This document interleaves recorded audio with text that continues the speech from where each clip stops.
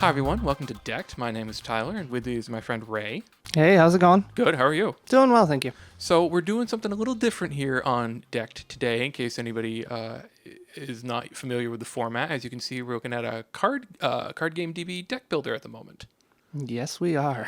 And today we're doing something special in celebration of 100 subscribers on YouTube. Yay! Clap, clap, clap, clap, clap, clap, clap, clap.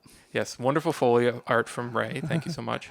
Yeah, we got 100 subscribers a little while ago, and we've been batting back and forth the idea of what we should do to sort of recognize that, because that's a thing you do on YouTube, is celebrate people who want to follow along and watch the videos.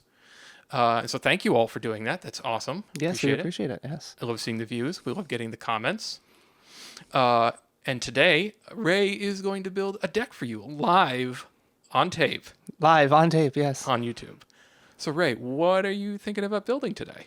Well, actually, you've got some influence on this too. We're going to build a deck based on a card that you had mentioned you had wanted to build the deck around. So the card that you had wanted to build the deck around was the Lodge Barkeep. And the Lodge Barkeep is a card that is Silver Twilight, but it is Syndicate Steadfast. Mm-hmm. So it's a sort of a cross-faction card. It is a cross-faction card, and it's one of maybe the only cross-faction syndicate card there is. Unfortunately, the card game database is a little iffy on when you search up things that are steadfast for things. It doesn't have them all logged in right, but this is because this won't even come up if you look under syndicate steadfast. So I think this is the only one that's out of Syndicate that is steadfast from what I know of the cards and what I've been able to see going through them and everything. That sounds about right. So, yeah, I mean, I think Lodge Barkeep is a card everybody notices because it's Syndicate steadfast and like, what's going on here? What am I supposed to be seeing?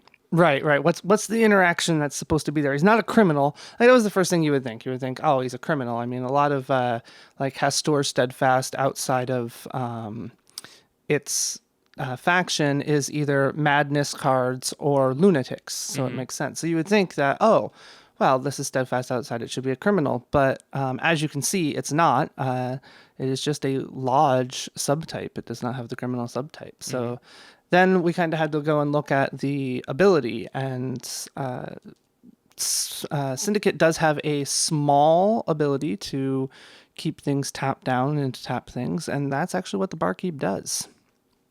I think flavor-wise, because he's a barkeep, is why he got Syndicate more than anything. But his ability is a response after a character is ready to exhaust him to exhaust that character. Something interesting to note here is that does not say non-ancient one character, so you can keep ancient ones tapped down with the Barkeep. Drunken Cthulhu's for everybody. You will ply them with non-Euclidean drink. Yes. So this was your starting point. Yeah, this was my starting point. So the very first thing I did was 3 of this. This has to be part of the deck because that's kind of what the idea behind the deck was to play with this guy. So the first thing, I wanted to do was not just make a Syndicate Silver Twilight deck and not have this guy really be all that important, just kind of be something in the middle. So I kind of wanted him to be very important and focused and build the deck around him to some extent. So to build the deck around the Lodge Barkeep, I decided that one thing that would be great would be to keep most of my opponent's characters tapped down as much as I could. And in that vein, I went for the Conspiracy of Unending Festivities. Ooh, so you're going for a real control angle. Going for a real control angle, yes. The idea behind this deck is definitely going to be to keep my opponent's characters locked down. So Unending Festivities is a conspiracy that reads, while this conspiracy card is in play, players cannot ready more than one character during the refresh phase. It does have 2 arcane struggles at it, so there is ways to get your characters untapped. But ideally, what I'm doing is I'm keeping everything tapped down, and that one character that you're trying to untap at the beginning of each of your turns, the Barkeep, is going to re-tap down. is the idea. Now, that also means that the Barkeep is the one character I'm untapping every turn, unless I do some extraordinary things with arcane struggles. But instead of going for that, because that was a possibility, I decided to look for cards that could commit while exhausted. Now, this does lead to the question of, is there a difference between can commit while exhausted and doesn't exhaust to commit? And after some rule searching, I found out there definitely is.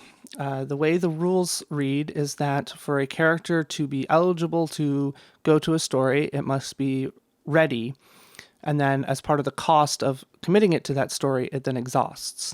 So, a character that does not exhaust to commit to a story gets past the must exhaust aspect of it. It doesn't have to pay the cost of exhausting to go to a story. Whereas a character that can commit while exhausted gets around the must be ready aspect of it. So they provide two different ways to get towards the same situation. All right, but one of those must be eligible to go at all. Right, exactly. I see. So what I'm going to do now is, using the card game database deck builder, I'm going to just select Syndicate and Silver Twilight. Now, normally I would select neutral too, but that tends to throw in a lot more cards than I want to deal with at any given moment. Right. So I have started searching neutral afterwards. Also, that it prevents me from getting too large of a neutral presence in a deck. Yeah, it's really easy to glut yourself on a lot of the really good neutrals, because they're by far and away most of what you're seeing in the results. Right. So I'm going to type into the text while exhausted. Oops. It helps if I can spell. So I get this far, and I've got 4 cards here that are saying while exhausted. We got the Clover Club Bootlegger, number 1 here. He's a criminal. He's fast. He's got a couple skulls. He costs 3, and he can commit to story cards while exhausted. Well, he sounds like the perfect character for this deck. And fun fact, if you look closely at the art, you can see he's bootlegging in a Silver Twilight building. That he is. You can see the lodge written right up here at the top. So he seems to be an ideal addition to this deck, because if he's tapped down, he can still go to stories, and with the combat icons, he can definitely keep some other things away, and the fast is definitely helpful. Right. Next, we have John Petchin, and he's exhausted, criminal characters get +2 skill.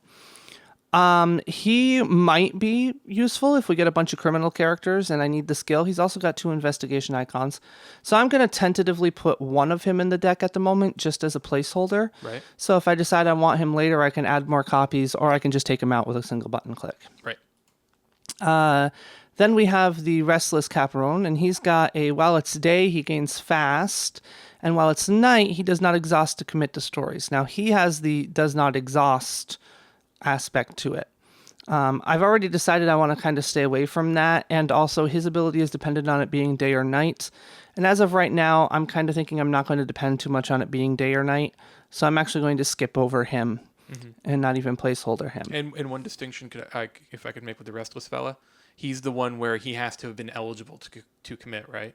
Yes, he has to have been eligible to commit. So if he's already exhausted, nothing's going there. Right. And then we have Undercover of Darkness. This is an attachment environment, and you get to attach it to a story card. It makes it night, which I suppose makes a difference for the card we were just talking about. And your syndicate characters can commit to this story while exhausted. Well, if I'm going to put in a lot of syndicate characters, this makes a lot of sense to do. So I'm actually going to put in a tentative 3 on this at the moment.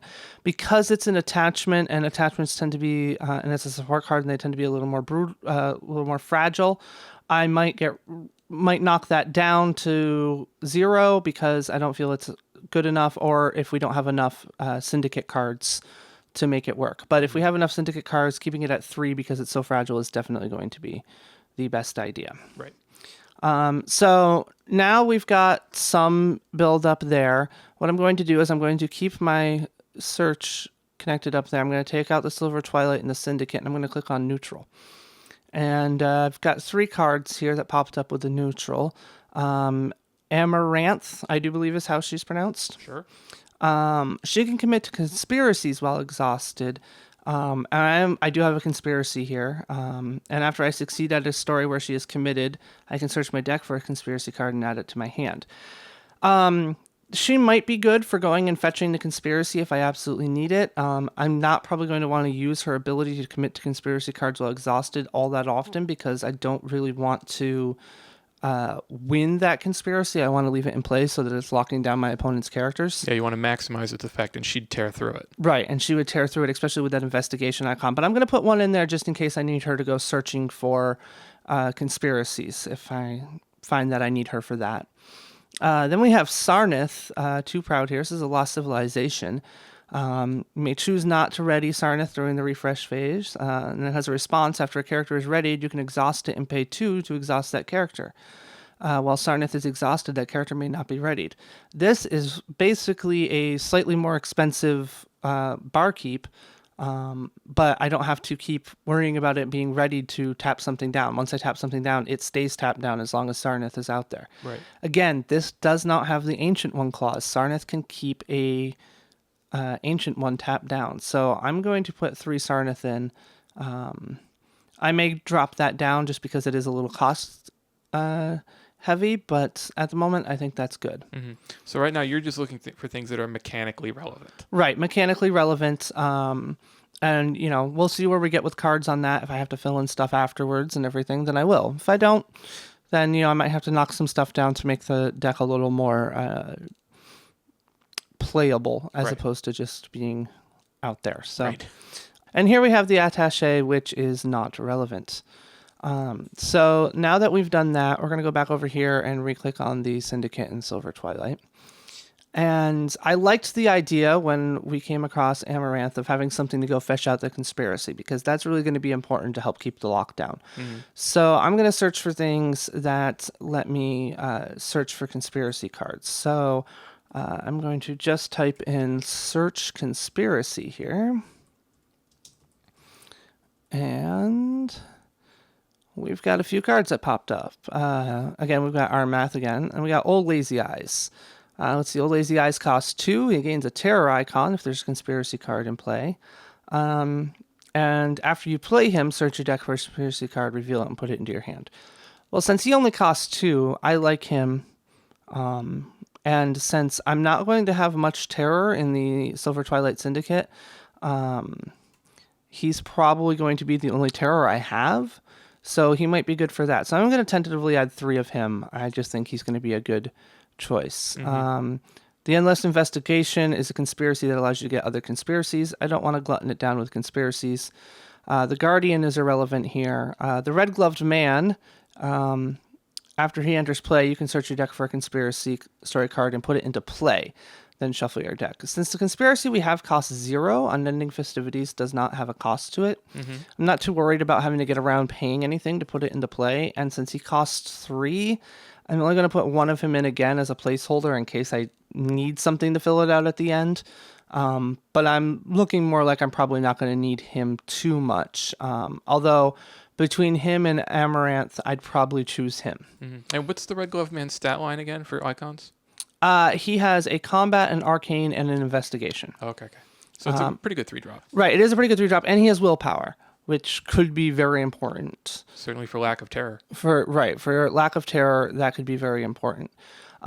Since we're building on a conspiracy theme here, it might be a good idea to look at conspirators, as the Red Gloved Man is also a conspirator. So we're actually going to take out the neutral for a moment and look up subtype conspirators, because they all have something cool that happens when there's a conspiracy in play. So starting out with Cacico de Barrio here. He's a criminal. He's got toughness +1. Other characters you control committed to a conspiracy gain +1 skill. Characters your opponents control committed to a conspiracy get -1 skill. Since we're not focusing on the Syndicate skill addiction or reduction ability, and he's really not going to... He forces me to be at the conspiracy, I'm going to not add any of him in. Mm-hmm. Elizabetta Margot is a Silver Twilight character. She does have 2 Silver Twilight Steadfast, which is something I would have to keep in mind.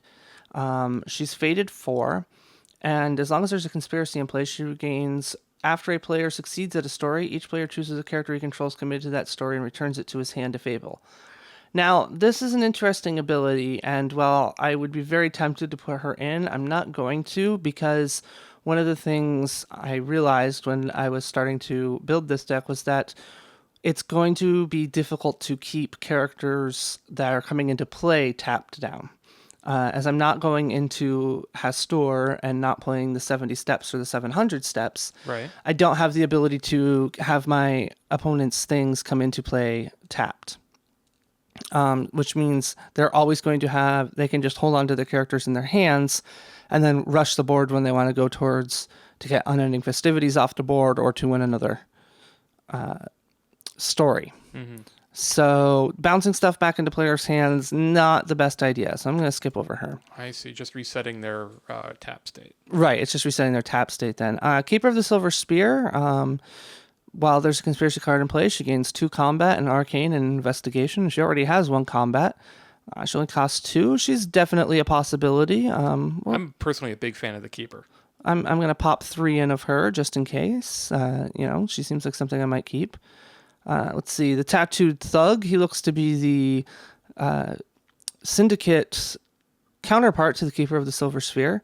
He gains willpower and combat and 2 arcane as long as there's a conspiracy card in play. That seems very useful. So we're going to toss him in as well. And then we have the Tragic Celebrity. While there's at least 1 conspiracy card in play, you draw an additional card during your draw phase. Well, additional card draw is great. So we're going to pop 3 of her in for the time being as well. Now we'll look at our neutral conspirators, taking out the Silver Twilight and the Syndicate ones. And there we have Armath again.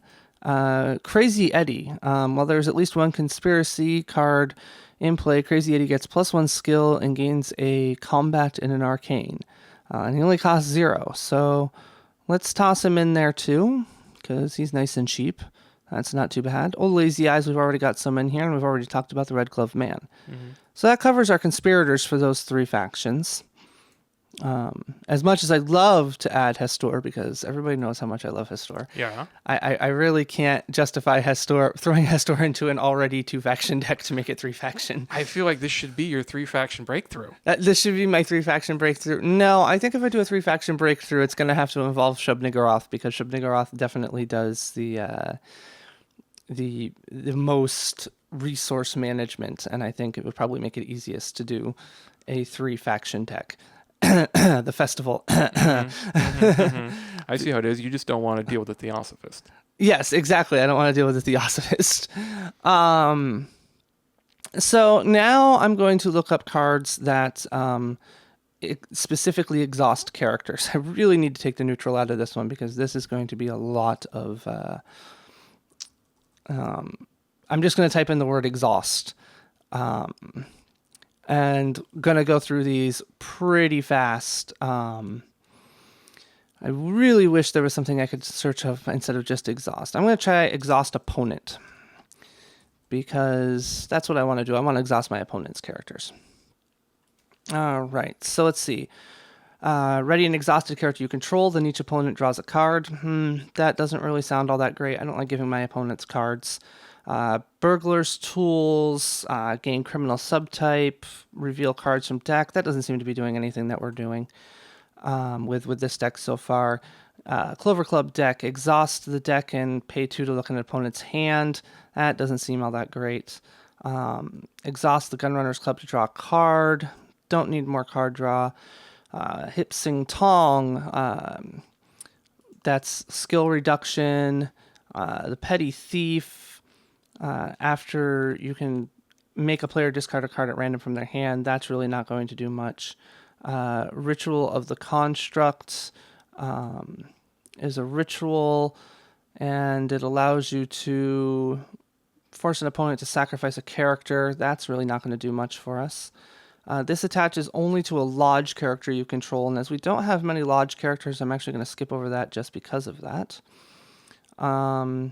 Let's see here. Clover Club gives things -1 skill. That's not going to do us much good. So let's see here. We've got William Bain. He allows you to After a character or support card controlled by an opponent is exhausted, to pay 1 to look at the top 2 cards of your deck, put one of them on the bottom of the deck and the rest back on top of your deck. That's just some card filtering. I really don't think we're going to need that, so I'm going to skip over him as well.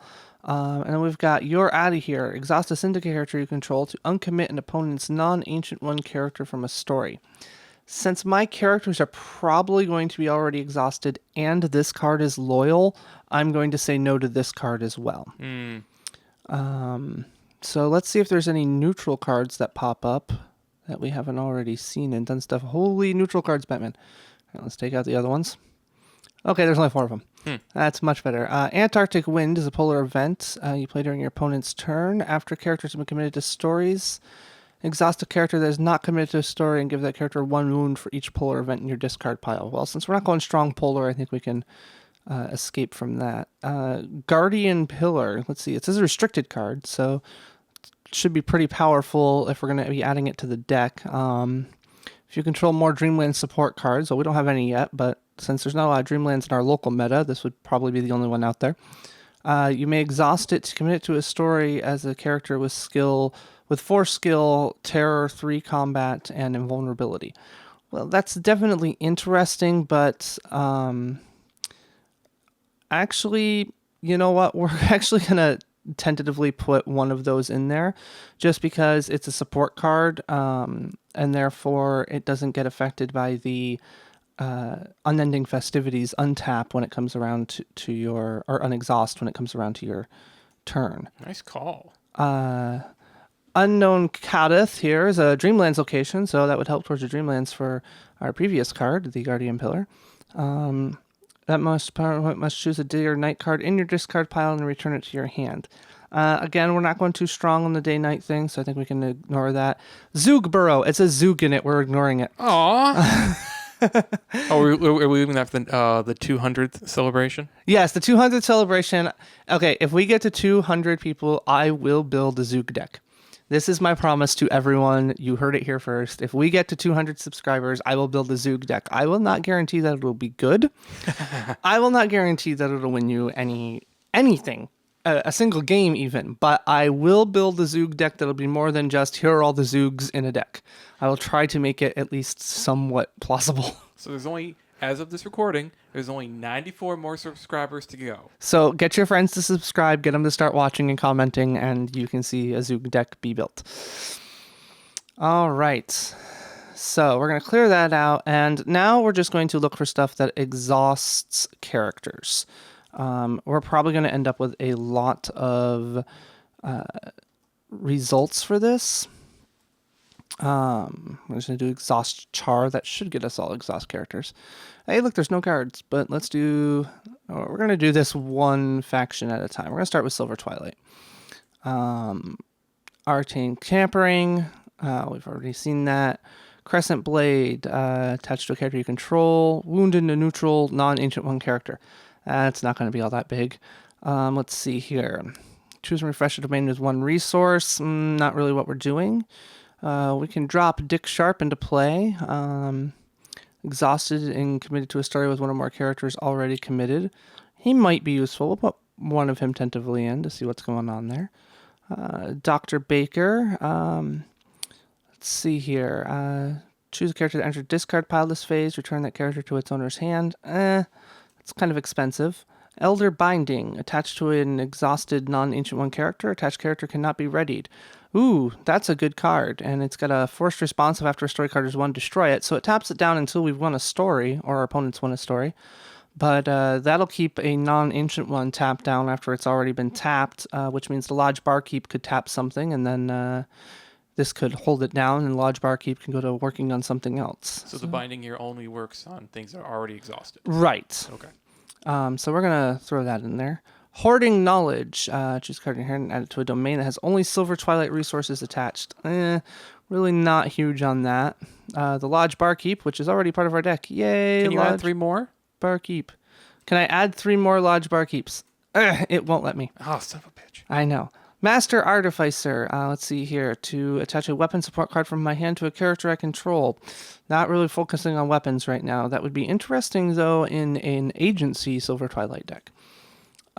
Ritual of Exclusion. Let's see here. This is a ritual that causes you to return characters to your hand.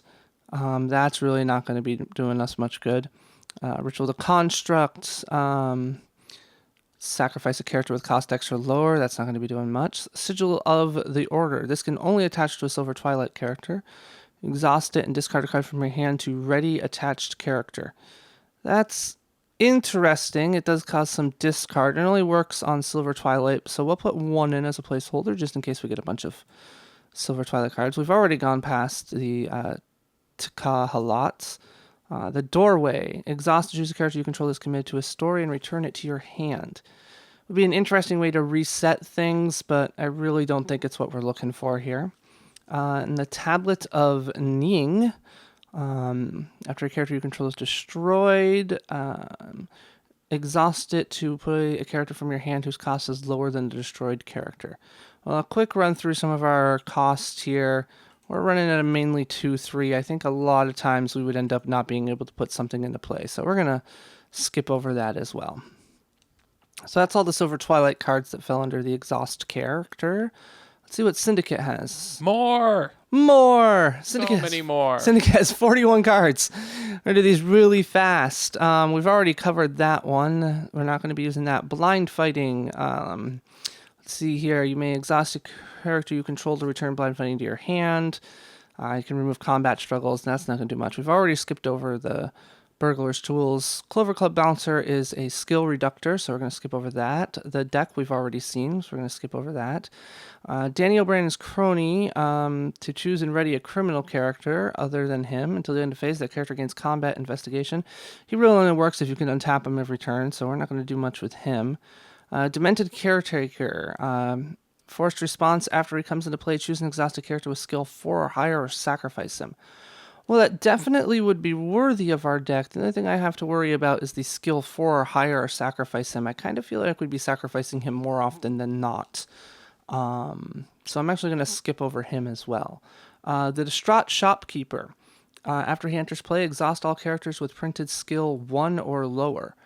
Well, there's not a ton of characters out there with 1 or lower, but he is going to exhaust maybe some small rush stuff, especially on the first or second turn. So I'm going to put one of him in just as a placeholder in case we decide we want him. Early Start. This is a card that relies on day and night, and it either readies all characters or exhausts all characters, depending on whether it's day or not. Day or night. We're going to skip over that one. Expensive Guitar is an attachment. You can exhaust it to give a character +3 skill. That's not exactly what we're working at here. If you overpaid for the Extortionist, choose and exhaust a non-Ancient 1 character. This is after he comes into play from your hand. He's got 2 investigation icons. He might be useful. I'm going to place one of him in the deck at the moment as a placeholder. False Papers. Attach false papers to give attached character a subtype of your choice. Yeah, we're not doing anything with that. Forcing the Truth. Exhaust a non-Ancient 1 character, then ready one non-Ancient 1 character. That's a really good card for this deck because that's going to allow us to exhaust an opponent's character, and it's an event card, so we can play it on their turn. And then we can ready one of our own characters that's been held down by the Unending Festivities. So I'm going to put 3 of those in right off the bat. Gang Warfare. Play during your operations phase. Sacrifice a criminal character to exhaust each character with skill lower than X. Don't really want to be sacrificing my characters too much here, so I'm going to skip over that one. Also, it costs 3. That's a lot.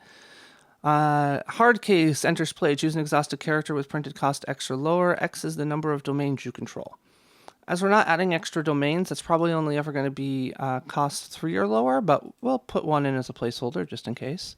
Hip Song Tong we've already looked over and decided not to. Let's see. Intimidate. Choose and exhaust a non-Ancient 1 character. Well, that's great. It's a 1-cost event card. Something we can play on our opponent's turn when they play a character before the story phase to lock down their newest character that came into play. We're throwing 3 of those in there right away. Johnny Valone has, let's see, willpower and toughness, and exhaust a criminal character to exhaust a character with skill X or lower. X is the criminal character's cost. I'm a little worried just because I don't know how many criminal characters we're going to end up with, so I'm not going to put in Johnny Valone. John, we've already covered. The Legacy of Ramses is a ritual card. This is interesting. It's a syndicate ritual card. Yeah, they've only got like 2. So this is choose and ready an exhausted character. Then you may drain the domain you control to return it to your hand instead of discarding it.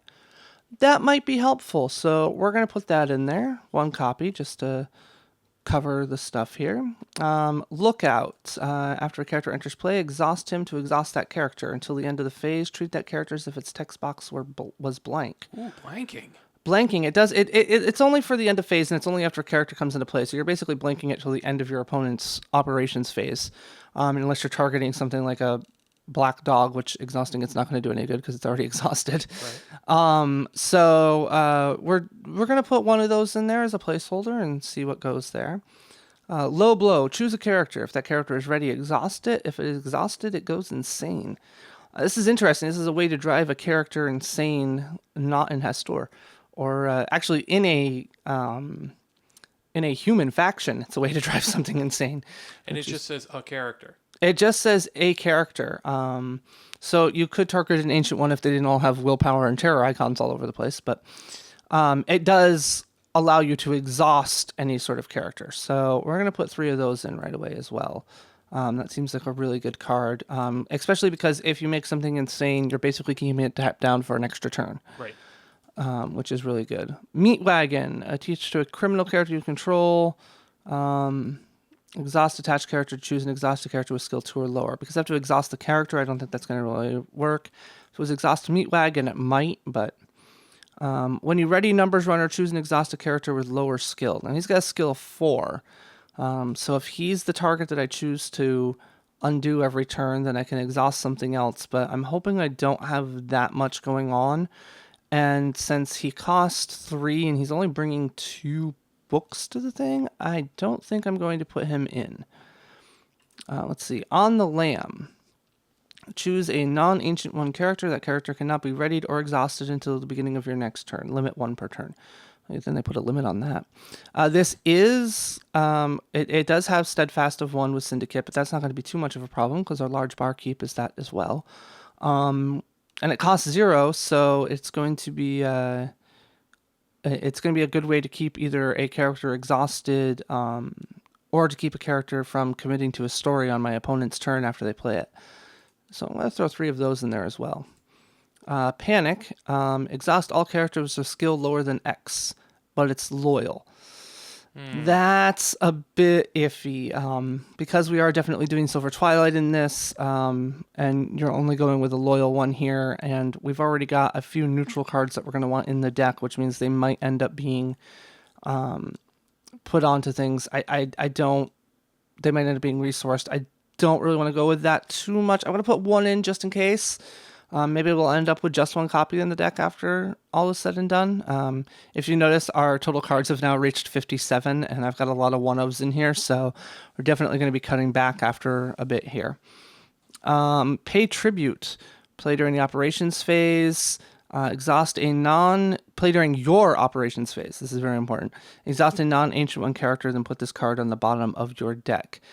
Pay tribute is interesting, but because I have to play it on my turn, it's not going to help me keep my opponent's new characters that just came into play tapped down.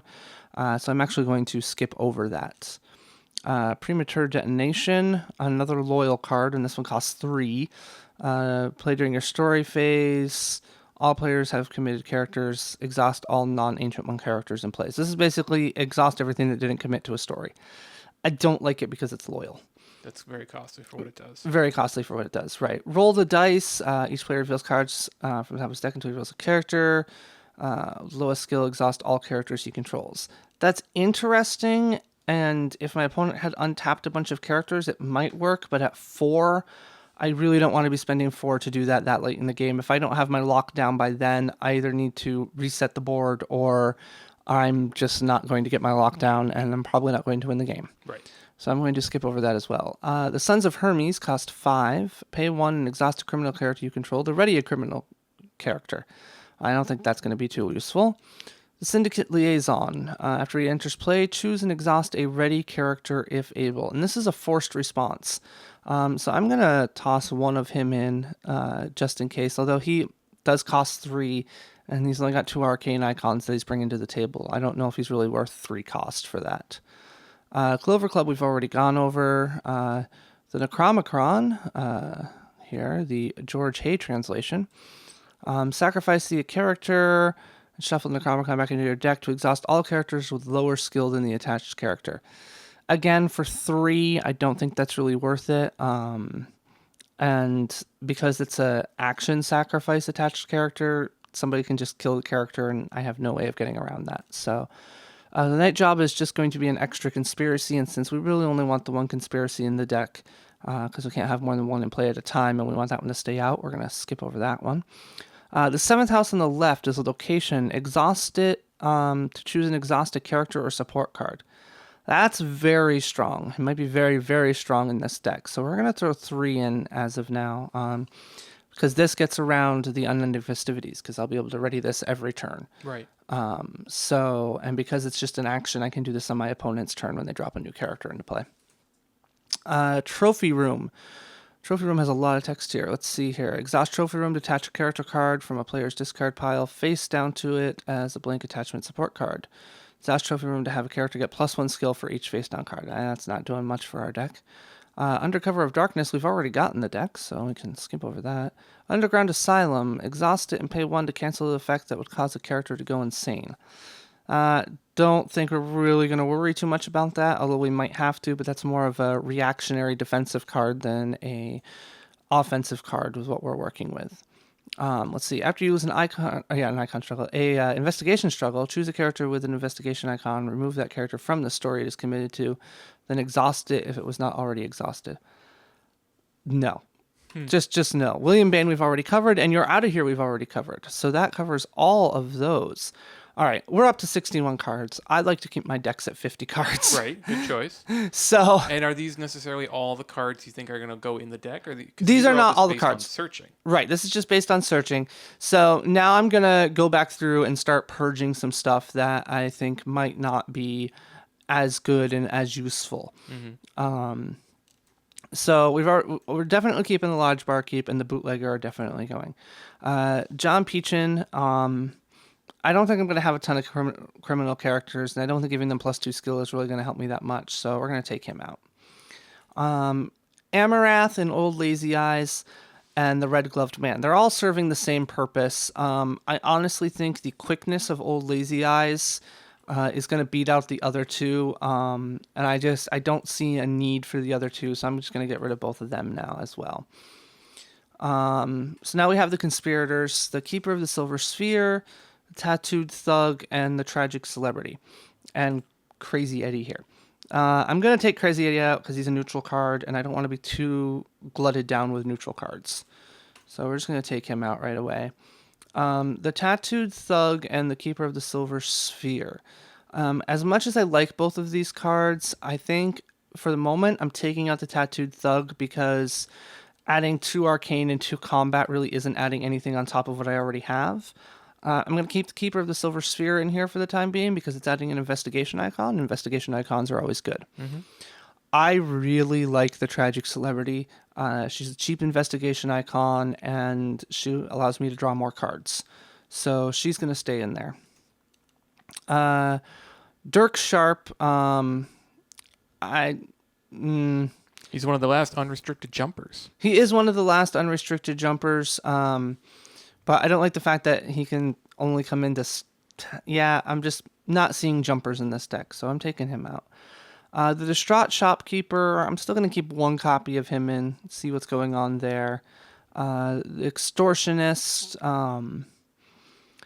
if I overpaid for him, choose an Exhaust a non-Ancient 1 character. This means that my opponent has a readied character on their side of the board on their turn. And it's not an ancient one, as I'm already packing a lot of events that are hopefully going to be tapping down my opponent's creatures. I'm actually going to take the Extortionist out. Well, let's see here. You know what? I'm going to leave the Extortionist in. I'm going to take out the Distraught Shopkeeper. Because while he can exhaust a lot more things, he doesn't have any icons for the same exact cost. So the Extortionist, even though he has 1 less skill, I'm thinking he's going to be a better choice. Hard Case. I have to choose and exhaust a character with printed cost X or lower X's number of domains I control. I don't like the limitation on that, so I'm actually going to take him out. The lookout, let's see here. After a character enters play, exhaust the lookout to exhaust that character.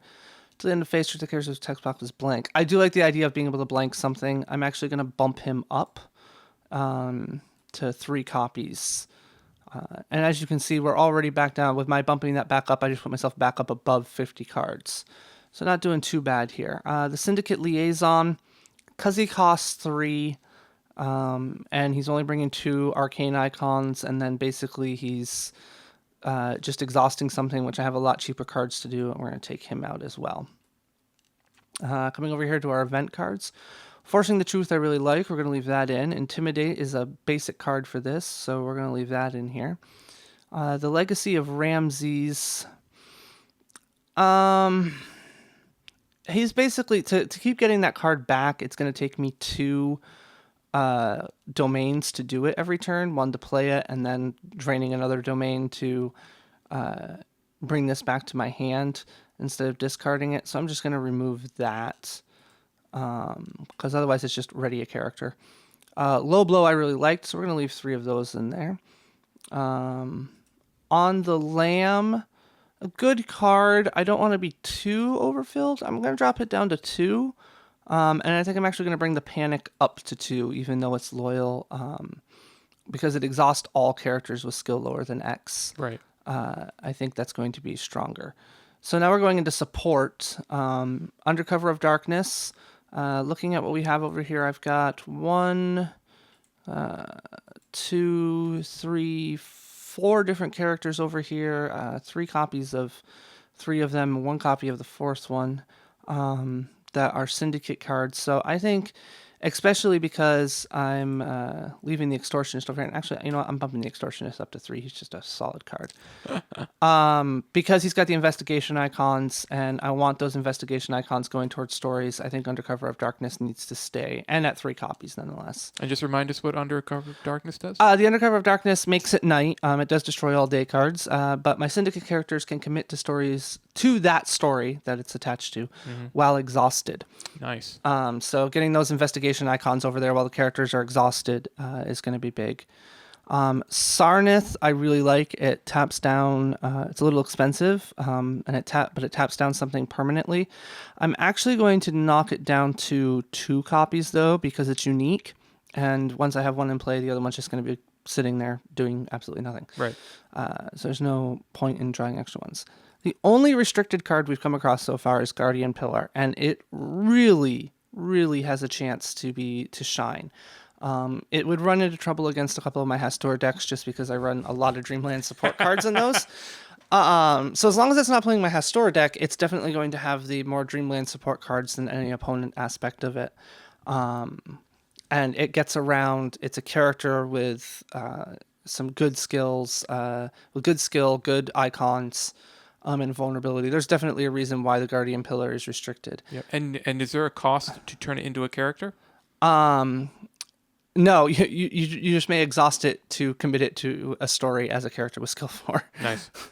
And all of its successive things. Now, it is unique. You can't have, 3 Guardian Pillars in play at the same time, but because it's such a strong card and it is vulnerable to support destruction, I think having 3 copies of that in the deck is going to be fine. Elder Binding, I really liked keeping something down, so we're going to leave that in there. Sigil of the Order only attaches to Silver Twilight characters, and since we're running a kind of light on those at the moment, I'm going to take that out. And the 7th house on the left allows you to choose an exhaustive character or support card, and that will be untapping every turn no matter what, or unexhausting every turn no matter what, so that's good. And Unending Festivities is definitely an aspect of this deck that we want in there. So again, we're at 51 cards. So right now I'm at a point where I would only have to purge 1 card to bring me down to 50 cards if I wanted to not put anything else in this deck. What I'm actually going to do is I do want to put something else in this deck. I kind of mentioned it in passing before, but I need something to reset the board if it gets a little out of hand, if I get overrushed or something. Mm-hmm. And the number one card for resetting the board, Dimensional Rift. Dimensional Rift. Yes, that's obviously it. No, the most popular card for resetting the board is the Plague Stone. Oh, the Plague Stone. The Plague Stone. And since the few things I have in here that, like, Undercover of Darkness makes it night, so I don't have to worry about it getting destroyed by the Plague Stone coming into play. And, you know, if I'm careful with my characters and all that stuff, then I might be able to keep my opponent's characters locked down and still be able to refill. Especially if I can get like a tragic celebrity in play where I'm drawing extra cards every turn. Mm-hmm. So I'm going to immediately put 3 copies of the Plague Stone in there. Which means now I'm at a situation where I would like to cut 4 cards. And what 4 cards I cut, I'm probably not going to cut any one card totally at this point in time. But I might cut down a little bit. Something I do need to look at, we're going to scroll down on Card Game DB here to see the splits of what we have. Okay, so looking at our wonderful graphs that we have down here, we can see over here that we have our highest casting cost cards are 3, which is really good. That means we're not going to be having to resource a ton of cards. We can get up to a 3rd one and be okay. Again, we have no straight up terror icons except for the ones we're getting from Old Lazy Eyes. Otherwise, we're getting a healthy dose of investigation, a very healthy dose of combat, and a little bit of arcane, which might help us untap a few of our characters. And also keep our opponent from winning arcane struggles, because we kind of want to do that. Over here, we're heavy on the support cards, just a little less than our characters. We have mostly characters. The small amount of conspiracies, obviously, because of the one conspiracy, and then some event cards that are going to mostly be played on our opponent's turn. And then looking over at the factions here, we have Syndicate, mostly Syndicate, a little Silver Twilight, and actually more neutral than we have Silver Twilight. When we're looking to cut, I'm probably going to look to cut Syndicate to lower that down a little bit, and leave these where they are, because to be able to play the Silver Twilight cards, I definitely need the Silver Twilight. And as far as the neutral cards go, the neutral cards that we have in here, we've already kind of cut down to what we want, and we don't want to cut down much more. Although I may cut down the Plague Stone.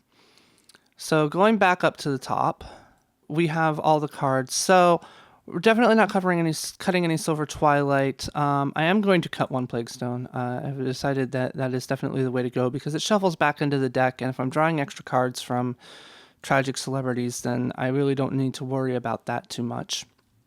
So the other 3 cards I cut, I'm going to want to cut Syndicate cards. Now, we're already at 2 on each of these events. This one because it's loyal, and this one because, well, I don't know why I only went with 2 on that one, but I think it's probably because it's only preventing a card from being readied or exhausted. It's not actually exhausting it. Low Blow costs 2, Intimidate costs 1, Forcing the Truth costs 2. Now, Forcing the Truth allows us to exhaust one of our opponent's characters and ready one of ours, so that's really good. Low Blow doesn't have that ability, so I'm going to knock Low Blow down to 2. Our things down here, I'm going to knock the 7th house on the left down to 2 as well, just because it costs 3, even though it's a really strong card with everything we're doing. I think that because it's unique and because it costs 3, it should be knocked down to 2. Now looking at our characters, do we have any unique characters that maybe we don't need 3 copies of? Nope. None of our characters are unique, so that's actually a very interesting aspect of this. If you hit the 2nd dragon, you're going to be able to get out all of one of your cards. Not going to be a problem. You're not going to have to worry about not having anything targetable in play. A very well-staffed large bar. Yes, it's a very well-staffed large bar. So let's see here. He fetches, so we need all 3 of him. He's conceivably giving us 6 copies of our conspiracy for all practical purposes. I don't want to cut any lodge. I don't want to cut my card draw. Let's see. I only have to cut 1 more card at this point in time, And as the lookout costs 3, compared to 2 for the extortionist, 2 for the tragic celebrity, and 3 for the bootlegger. Let's see, the bootlegger's got combat and fast. The lookout's got an arcane and an investigation, but he doesn't have the fast. And the bootlegger's going to be able to stay exhausted without having us to worry about it. So I'm going to cut 1 lookout. So there we are. We have a 50-card deck all set up here. Only 1 restricted card, and oh, what a restricted card it can be. And something that I'm going to point out at this point in time, I actually have built this deck already. And You're ruining the illusion. I am ruining the illusion to an extent, but here's the thing. The deck that I have built is different than the deck we have right now. I've actually got the deck we have built printed out, and I'm looking at it right now, and I did not realize, and I hate to say this, but I did not realize the ability of the Guardian Pillar when I was building this deck originally. So that my original deck did not have an restricted card in it, and one of the things I like to do after I finish building a deck is look at it and go, okay, I don't have any restricted cards in here. What restricted card could I put in there? They're restricted for a reason. They're usually pretty powerful. And I don't even know if I would have gotten to the Guardian Pillar when I was originally building this deck. My original deck did have Carl Stanford in it, so he got kicked out for the Guardian Pillar. Otherwise, this deck is pretty close to the same. A few things changed. For example, I have the Extortionist in here, whereas I had the Distraught Shopkeeper that we saw earlier in my original deck. And because of Tyler really liking the Keeper of the Silver Sphere, the Keeper of the Silver Sphere is in this deck where she wasn't in my previous deck. She gets beefy with the conspiracy on the table. She really does get beefy with the conspiracy on the table, and I kind of have to agree that she needed to be out there. Also, it gave a little bit more Silver Twilight. My original deck was really light on Silver Twilight. So, speaking of ratios, yes, there's always a couple rules of thumb with deck building, like so many characters, so many events, so many supports. Right. Why don't you go over those numbers and how you feel about them? How I feel about them. All right. So let's go back to our graphs. Okay, so here are the graphs for our final deck build. Again, so as far as cost goes, which is the red bar in these nice bar graphs over here, we're predominantly at the 2 space, and we've got a few in the 3 slot, but we don't have anything past 3. We're not costing anything 4. In a deck that is predominantly, or that is a human side deck, not having anything above 4, generally a good idea, in my opinion. Unless you're doing some crazy stuff with agency and some of their higher casting cost stuff that you can play over multiple domains and things like that. Foundation, yes. It's really not, if you're going with a straight human side, having stuff above 4 is really not a good idea a lot of the times, because you're never going to get a chance to play it. And at 4, it really needs to be game changing. So us only running up to 3 is really good. That is going to make life a lot easier on us when we're playing this deck. Everything can get played fairly early in the game. Right. Icon-wise, we've got a hefty chunk of investigation, close to half on combat, and arcane, and no terror. You're not expecting any terror when you're building a deck with 2 humanoid factions. On the flip side, we do have terror available to us. The Guardian Pillar gets a terror, as does Old Lazy Eyes. And the Guardian Pillar is actually also going to add to our combat things when it gets its icons. But I think this is a good breakdown. Combat is definitely a good defensive thing. It's against things that don't have terror. It's a good way to control the board over on the other side. And investigation, the heavy investigation, is definitely going to help us win stories faster. Because the longer we try to keep this lock in play, the less likely it's going to stay in play. Okay. So this is an early game lockdown. This is an early game lockdown. Yes, we're looking to start locking our opponent down on first, second turn. Okay. Type situation, which is why we stuck with 3 Old Lazy Eyes and the 3 Unending Festivities. So going over to card types, 6% conspiracy makes sense because we have 1 conspiracy in the deck. We're definitely running heavier on characters than anything else. We might be running a little heavier on support than I would like. We have 15 support cards in this deck, and support destruction is fairly rampant and easy out there. Although I do feel that to some extent, because support destruction is so readily available, very few people run a lot of support cards because of that. Right. So, maybe your local meta, if people aren't running a lot of support cards, you can surprise everybody by running 15 in a deck like this. And, they're only going to have a couple kill spells and the rest of them are going to all stay out there. And just to point out, one of your support cards doubles as a character. It does. This is very true. And we have 12 event cards, which is honestly high for event cards for a deck that I would build, but because we're using it to lock down our opponent's characters during their turn, that's what they're all set up for, then I think that's a perfectly reasonable amount. Going over to our faction split, we are at 56% Syndicate, 18% Silver Twilight, and 26% Neutral. That's really high for neutral. Are you comfortable with that? I am, because of the cards that we're using for it. One of them's our restricted card. Yeah. All right, so you drop that down. You're down to 10 cards. Suddenly, if you take out a restricted card, suddenly you only have one more neutral card than we have Silver Twilight. So yes, this is a predominantly Syndicate deck. And the Silver Twilight, we really only have 3 cards. 9 cards, and we have 3 copies of each. Okay. So, you're going to be losing something. You're going to be losing the Lodge Barkeep, or you're going to be losing the Keeper of the Silver Sphere, or you're going to be losing the Elder Binding. Most likely, my suggestion would be to throw the Elder Binding underneath, because characters are more important. Now, you're saying you would rather be reducing the number of Silver Twilight characters or cards than increasing. No, at this point in time, I'd rather be increasing them. I'm saying if when you're playing and you have a choice between resourcing a Keeper of the Silver Seer or the Elder Binding to be able to get that Silver Twilight, go with the Elder Binding. Mm-hmm, mm-hmm.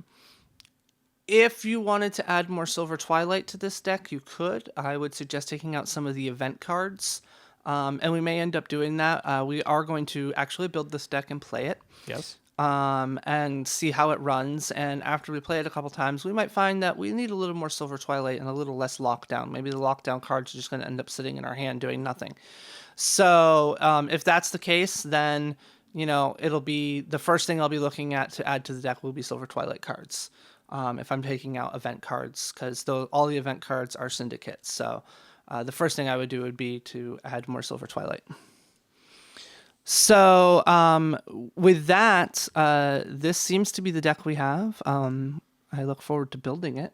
Yes, I look forward to playing it or seeing someone else play against it. Now, knowing that we don't necessarily know who's going to play against it, do you want to talk at all about how you see an ideal couple turns going, or should we come back and talk about that during commentary? I think talking about that during commentary would be best. Okay. I really want to, if anybody has any ideas or comments or suggestions about, maybe what they would add to the deck or subtract to the deck, or how they feel about my deck building skills, feel free to comment in the comment section. Yep.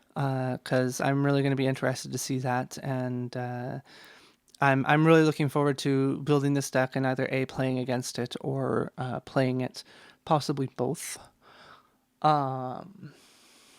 So that's... So, and for people who are interested in the list and don't want to squint or scribble, you will find it at the helledaction.wordpress.com blog as part of the episode entry for this video. So, what do you think you're going to call this deck, Ray? Well, initially calling it Barkeep deck seemed a little too on the nose? Little too on the nose. So, based on a suggestion from you, I think I'm going to call this I'll Have What He's Having. That sounds like a great idea. Yes. Fantastic. So, folks, you want to see I'll Have What He's Having, keep it subscribed to Decked, because the video will be up once we set up the match and do a recording. You should leave a comment on the video. Let us know what you think, like Ray was saying, of his deck building skills, what you would do differently, how have you gone about using the barkeep in the past?